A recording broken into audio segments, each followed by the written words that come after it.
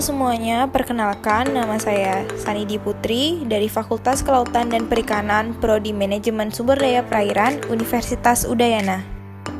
Di sini saya akan menjelaskan 6 materi ekowisata, yaitu pengertian dan lingkup ekowisata, klasifikasi ekowisata dan karakteristik sumber daya perairan, potensi sumber daya pesisir dan lautan, potensi sumber daya danau, sungai dan estuari, ekowisata konservasi, dan prinsip ekowisata berkelanjutan.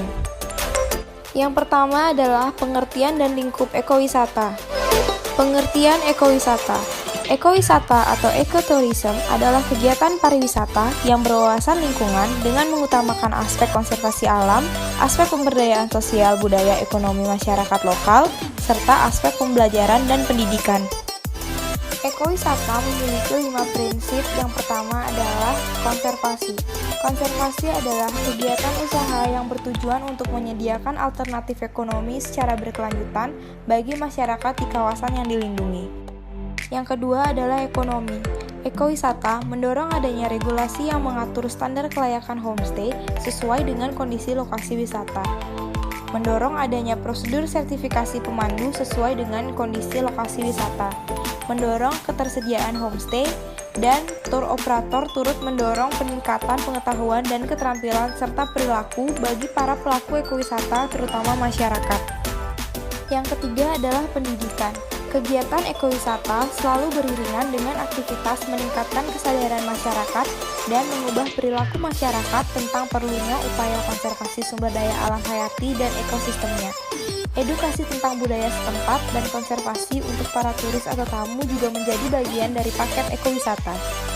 Yang keempat adalah wisata. Kegiatan ekowisata telah memperhitungkan tingkat pemanfaatan ruang dan kualitas daya dukung lingkungan kawasan tujuan melalui pelaksanaan sistem zonasi dan pengaturan waktu kunjungan. Dengan adanya ekowisata juga dapat mengembangkan budaya, seni, dan tradisi lokal. Yang kelima ada partisipasi masyarakat. Di dalam partisipasi masyarakat, dibangun kemitraan antara masyarakat dengan tour operator untuk memasarkan dan mempromosikan produk ekowisata, dan adanya pembagian adil dalam pendapatan dari jasa ekowisata di masyarakat.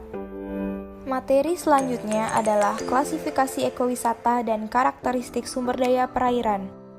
Klasifikasi wisata dibagi menjadi 3. Yang pertama adalah wisata alam atau nature tourism. Nature tourism merupakan aktivitas wisata yang ditujukan pada pengalaman terhadap kondisi alam atau daya tarik panoramanya. Yang kedua adalah wisata budaya atau cultural tourism. Merupakan wisata dengan kekayaan budaya sebagai objek wisata dengan penekanan pada aspek pendidikan. Yang ketiga adalah ecotourism, green tourism, atau alternative tourism, yang merupakan wisata berorientasi pada lingkungan untuk menjembatani kepentingan perlindungan sumber daya alam atau lingkungan dan industri kepariwisataan. Selanjutnya ada motivasi wisata. Motivasi wisata dibagi menjadi 4. Yang pertama adalah motivasi fisik. Motivasi fisik adalah hiburan yang membuat tubuh tidak tegang, istirahat fisik, ikut olahraga, rekreasi pantai, dan mempertimbangkan kesehatan. Yang kedua ada motivasi budaya, yaitu keinginan mengetahui negeri lain, misalnya seni, adat, istiadat, tari, lukisan, dan agama. Yang ketiga, motivasi antara pribadi, yaitu keinginan bertemu dengan muka-muka baru, mengunjungi teman atau sanak saudara, atau melarikan diri dari kegiatan sehari-hari. Yang terakhir adalah motivasi status dan martabat, yaitu kebutuhan akan pengakuan, perhatian, penghargaan, dan reputasi. Potensi sumber daya perairan dapat dibagi menjadi 3, yaitu sumber daya dapat pulih, sumber daya tidak pulih, dan jasa lingkungan. Sumber daya dapat pulih meliputi perikanan tangkap, perikanan budidaya, mangrove, terumbu karang, lamun, dan rumput laut. Jasa lingkungan yang meliputi pariwisata, transportasi, dan pembangkit listrik. Sumber daya tidak pulih meliputi sumber daya mineral dan energi.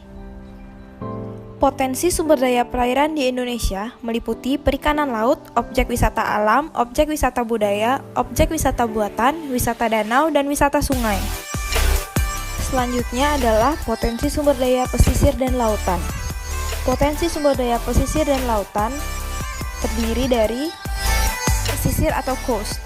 Suatu wilayah yang lebih luas daripada pantai, wilayahnya mencakup wilayah daratan yang masih mendapat pengaruh laut, dan wilayah laut sejauh masih mendapat pengaruh dari darat. Batas wilayah pesisir adalah daerah yang masih ada pengaruh kegiatan bahari dan sejauh konsentrasi pemukiman nelayan. Pantai, shore atau beach, yang merupakan kenampakan alam yang menjadi batas antara wilayah yang bersifat daratan dengan wilayah yang bersifat lautan. Wilayah pantai dimulai dari titik terendah air laut pada saat surut hingga ke arah daratan sampai batas paling jauh gelombang atau ombak penjangkau daratan. Yang ketiga ada laut atau sea. Laut adalah sekumpulan air yang sangat luas di permukaan bumi yang memisahkan atau menghubungkan suatu benua atau pulau dengan benua atau pulau lain. Umumnya, perairan laut merupakan massa air asin dengan kadar garam cukup tinggi. Prinsip perencanaan wilayah pesisir merupakan satu kesatuan dalam sistem perencanaan pembangunan daerah, mengintegrasikan rencana pembangunan daerah zonasi dengan pembangunan daerah yang dilakukan sesuai dengan kondisi biogeofisik dan potensi daerah serta dinamika perkembangan sosial budaya. Nilai strategis di wilayah pesisir yaitu bentang alam pantai dengan pasir putih yang indah, bentang muara sungai, landscape tebing terjang atau cliffs, dan gelombang dan ombak. Ada 5 prasyarat dalam konteks pengelolaan wilayah pesisir berkelanjutan. Yang pertama ada harmoni spasial atau pendekatan zonasi. Yang kedua, pemanfaatan berkelanjutan. Pemanfaatan sumber daya alam tidak boleh melebihi daya dukungnya. Yang ketiga, berwawasan lingkungan. Pemanfaatan sumber daya alam non-hayati tidak boleh dilakukan dengan merusak lingkungan. Yang keempat, pengelolaan limbah yang baik. Kegiatan pembuangan limbah ke alam tidak boleh melebihi kapasitas asimilasi alam. Yang terakhir, desain dan konstruksi sesuai dengan alam, yaitu konstruksi pembangunan di wilayah pesisir harus mempertimbangkan bentang alam. Potensi ekologi, ekonomi, dan sosial. Potensi ekologi, ekonomi, dan sosial dibagi menjadi 2, yaitu potensi sumber daya kelautan dan potensi sumber daya kawasan pesisir. Potensi sumber daya kelautan adalah 71% permukaan bumi adalah laut yang dibatasi oleh iklim dan ekologinya, dan laut mengatur iklim secara global sebagai penyerap panas, penampung CO2, dan mengatur iklim bagi kehidupan manusia. Yang kedua, ada potensi sumber daya kawasan pesisir. Wilayah pesisir adalah kawasan terjadinya pasang surut, terbentuknya vegetasi mangrove, terumbu karang, gelombang, dan estuari. Secara ekologi, wilayah pesisir meliputi zona intertidal dan supratidal. Semakin terkonsentrasinya aktivitas manusia di wilayah pesisir telah membawa perubahan yang tidak bisa diprediksi sebelumnya dan kecenderungan semakin meningkatnya dampak yang ditimbulkan. Potensi lingkungan pesisir dan laut. Daerah pesisir dan laut merupakan salah satu dari lingkungan perairan yang mudah terpengaruh dengan adanya buangan limbah dari darat. Wilayah ini bukan hanya merupakan sumber pangan dari usaha perikanan dan pertanian, tetapi merupakan lokasi sumber daya alam seperti mineral, gas, dan minyak bumi, serta pemandangan alam yang indah, yang dapat dimanfaatkan untuk kesejahteraan manusia. Perairan pesisir juga penting artinya sebagai alur pelayaran. Di daratan pesisir berkembang permukiman manusia dan pengembangan industri. Lingkungan pesisir terdiri dari berbagai macam ekosistem yang berbeda kondisi dan sifat. Kerusakan lingkungan pesisir dan laut. Kerusakan lingkungan pesisir dan laut ada 3. Yang pertama adalah pemanfaatan ganda, yaitu penggunaan wilayah untuk pertanian, kehutanan, perikanan, alur pelayaran, rekreasi, permukiman, lokasi industri, dan tempat pembuangan sampah dan air limbah, sehingga konsep pemanfaatan ganda perlu memperhatikan keterpaduan dan keserasian untuk berbagai macam kegiatan. Yang kedua adalah pemanfaatan tidak seimbang. Pemanfaatan tidak seimbang disebabkan oleh ketimpangan pola penyebaran penduduk yang disebabkan oleh perbedaan keadaan sumber daya wilayah pesisir Indonesia. Yang ketiga adalah pengaruh kegiatan manusia. Pemukiman di sekitar pesisir menghasilkan pola penggunaan lahan dan air yang berkembang sejalan dengan tekanan dan tingkat pemanfaatan sesuai dengan keadaan lingkungan wilayah pesisir. usaha budidaya ikan, penangkapan ikan, pembuatan garam, eksploitasi hutan rawa, pembuatan perahu, perdagangan dan industri merupakan tata ekonomi masyarakat pedesaan wilayah pesisir. Tekanan hidup yang besar sering mengakibatkan rusaknya lingkungan, pencemaran perairan oleh sisa rumah tangga, meluasnya erosi, kesehatan masyarakat yang memburuk, serta terganggunya ketertiban dan keamanan umum. 3 faktor pemicu kegagalan pengelolaan sumber daya alam dan lingkungan pesisir dan laut. Yang pertama ada kegagalan kebijakan atau lack of policy, yang menjadikan aspek lingkungan menjadi variabel minor. Contohnya adalah kebijakan penambangan pasir laut yang dibuat untuk membantu menciptakan peluang investasi, namun menimbulkan dampak yang langsung dirasakan oleh nelayan dan pembudidaya ikan, serta masyarakat lain yaitu gerusan atau abrasi pantai. Yang kedua adalah kegagalan masyarakat atau lack of community, yang kurang mampu untuk menyelesaikan persoalan lingkungan karena kurangnya kapasitas dan kapabilitas untuk memberikan masukan kepada pihak yang berkepentingan dan berkewajiban mengelola dan melindungi lingkungan. Contohnya adalah kegagalan masyarakat melakukan penanggulangan masalah pencemaran yang diakibatkan oleh kurang pedulinya pemilik usaha pabrik untuk masalah pembuangan limbah yang pasti akan terbuang ke laut atau kebocoran pipa pembuangan residu dari proses ekstraksi minyak. Yang ketiga adalah penanggulangan permasalahan lingkungan yang ada masih bersifat parsial dan kurang terkoordinasi. Contohnya adalah pembuatan tanggul penahan abrasi yang dilakukan di beberapa daerah pantai utara atau Pantura Jawa yang secara jangka pendek mungkin dapat menanggulangi permasalahan, tetapi jangka panjang akan menimbulkan persoalan lain yang lebih besar karena karakteristik wilayah pesisir dan laut yang bersifat dinamis. Materi selanjutnya adalah potensi sumber daya danau, sungai, dan estuari. Pertama, pengertian dari danau. Danau adalah cekungan besar di permukaan bumi yang digenangi oleh air, bisa tawar ataupun asin, yang seluruh cekungan tersebut dikelilingi oleh daratan. Yang kedua adalah sungai. Sungai adalah tempat-tempat dan wadah-wadah serta jaringan pengaliran air mulai dari mata air sampai muara dengan dibatasi kanan dan kirinya serta sepanjang pengalirannya oleh garis sempadan. Wilayah sungai adalah kesatuan wilayah tata pengairan sebagai hasil pengembangan satu atau lebih daerah pengaliran sungai. Bantaran sungai adalah lahan pada kedua sisi sepanjang palung sungai dihitung dari tepi sampai dengan kaki tanggul sebelah dalam. Yang ketiga adalah estuari atau estuaria. Estuari atau estuaria adalah suatu tempat pertemuan antara air tawar dan air laut atau transisi antara habitat tawar dan habitat laut. Suatu bentukan massa air yang semi tertutup di lingkungan pesisir yang berhubungan langsung dengan laut lepas sangat dipengaruhi oleh efek pasang surut dan massa airnya merupakan campuran dari air laut dan air tawar. Potensi pemanfaatan danau, sungai, dan estuari. Potensi pemanfaatan danau antara lain keramba jaring apung, rekreasi, seni budaya, wisata budaya, dan arsitektur lokal. Potensi pemanfaatan sungai yaitu sebagai sumber air pertanian, peternakan, dan perikanan. Potensi pemanfaatan estuari yaitu sebagai daerah asuhan atau nursery ground bagi larva udang, ikan, dan kerang. Materi kelima adalah ekowisata dan konservasi. Kawasan konservasi perairan dan sistem pengolahannya. Berdasarkan pasal 1 ayat 8 Peraturan Pemerintah RI Nomor 60 Tahun 2007 tentang konservasi sumber daya ikan disebutkan bahwa kawasan konservasi perairan atau KKP adalah kawasan perairan yang dilindungi dan dikelola secara sistemik untuk mewujudkan pengelolaan sumber daya ikan dan lingkungannya secara berkelanjutan.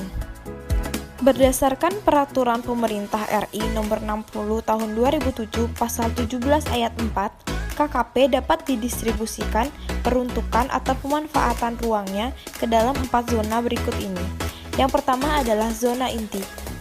Zona inti adalah bagian KKP yang memiliki kondisi alam baik biota maupun fisiknya masih asli dan belum diganggu oleh manusia yang mutlak dilindungi dan berfungsi untuk perlindungan keterwakilan keanekaragaman hayati yang asli dan khas.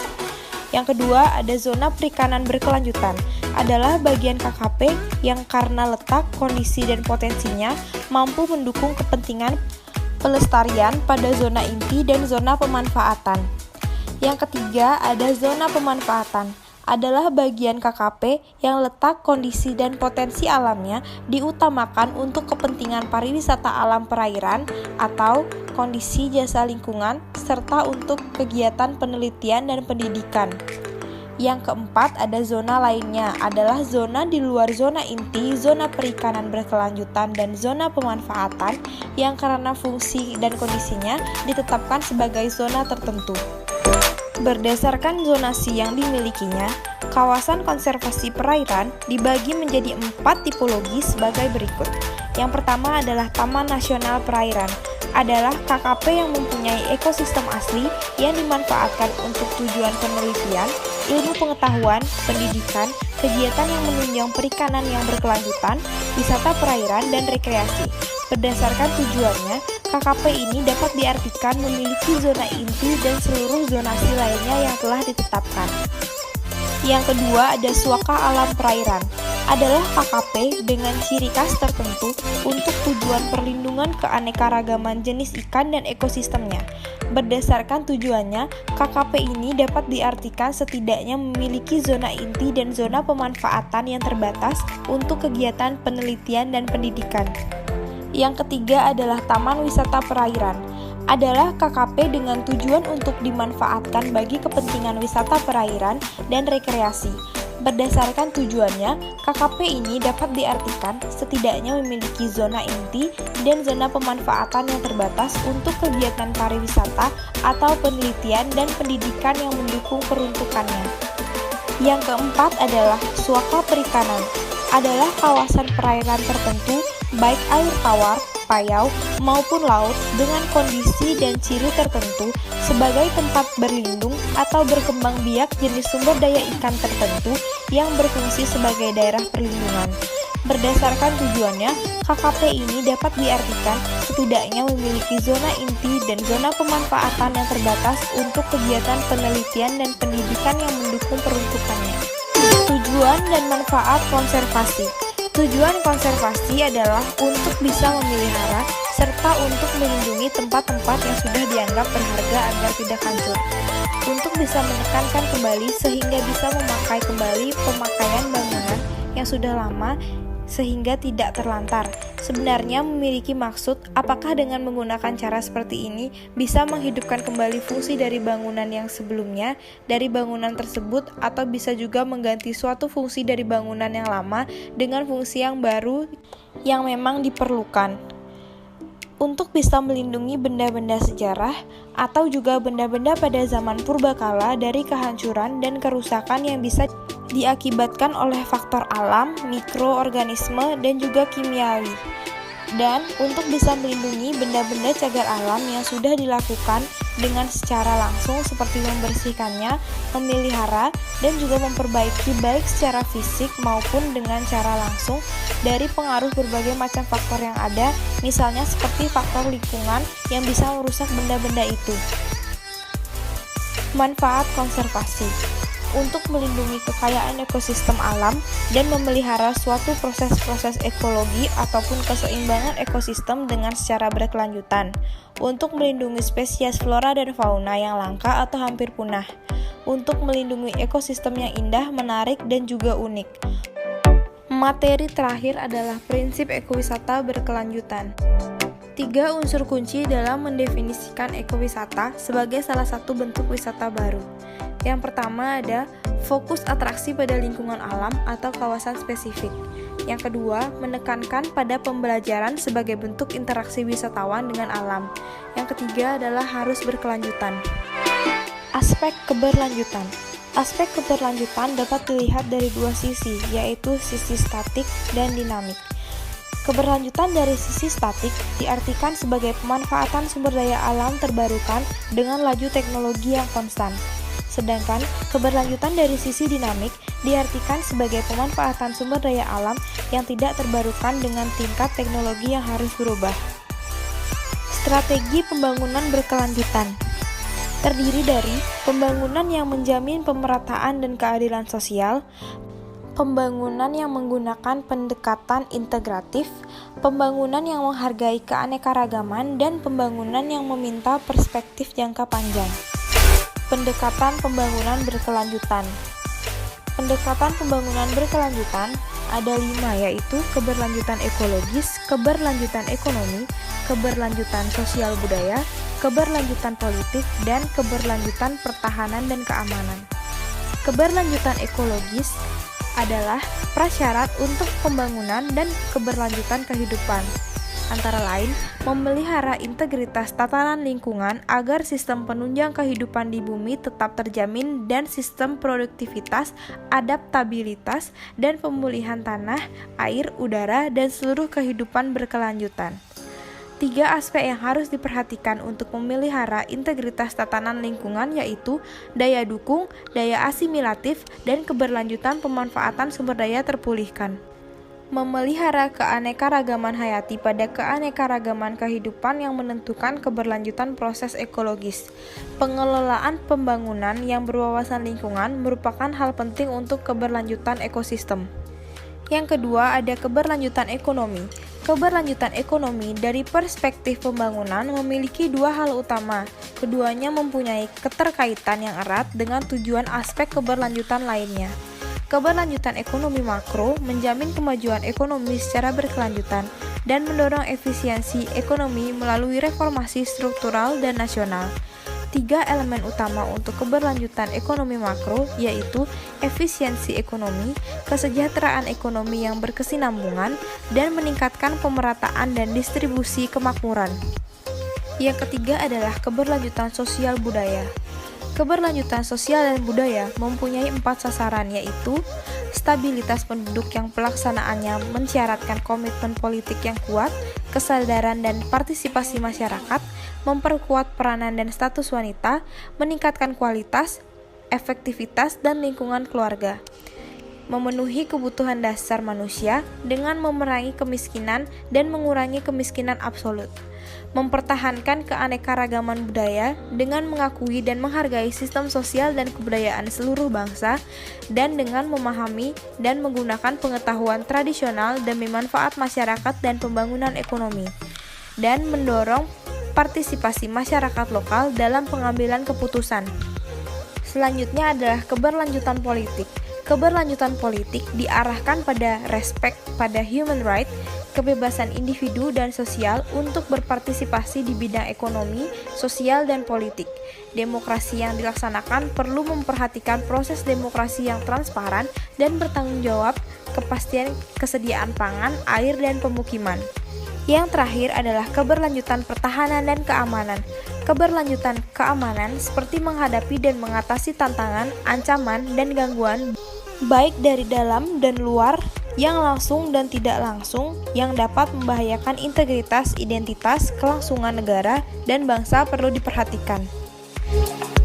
Sekian yang dapat saya jelaskan dari 6 materi ekowisata, semoga bermanfaat bagi kalian semua. Terima kasih.